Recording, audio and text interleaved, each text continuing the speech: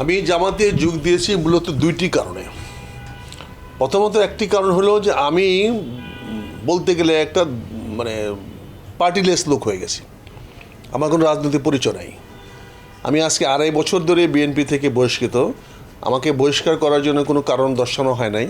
ভালো কথা, আমার অতীতে এরকম হয়েছে, কারণ দর্শাইছে, তারপরেও বহিষ্কার করেছে।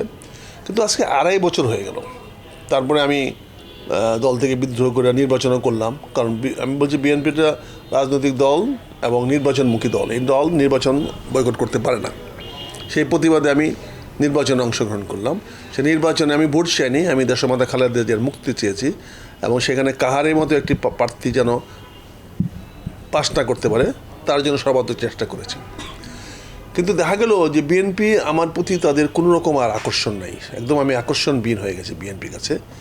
তারপর নির্বাচন ঘোষণা হলো, আমি আগেই বলেছি যে আমি এবার নির্বাচন করব না, ফলে আমার নমিনেশন পাওয়ার কোনো সুযোগ নাই, আমি চাইও না নমিনেশন। আমার যে একটা ছোট বলয় আছে, সেই বলয়ের লোকগুলো তো আমরা যেদিকে যাই সবাই একসঙ্গে যাই, মানে এরা কোথায় কাকে ভোট দেবে? আমরা বারবার বললাম যে তোমাদেরকে ভোট চাইলে বলো। আমি নিজেও প্রার্থীর প্রতি সমর্থন দিলাম, দ্ব্যর্থের সমর্থন দিলাম এবং জনগণও আমার পক্ষে থেকে আবেদন করলো তারেক রহমান সাহেবের কাছে আমার এই বহিষ্কারাদেশ প্রত্যাহার করা হোক, কিন্তু সেটা কোনো কর্ণপাত করা হলো না।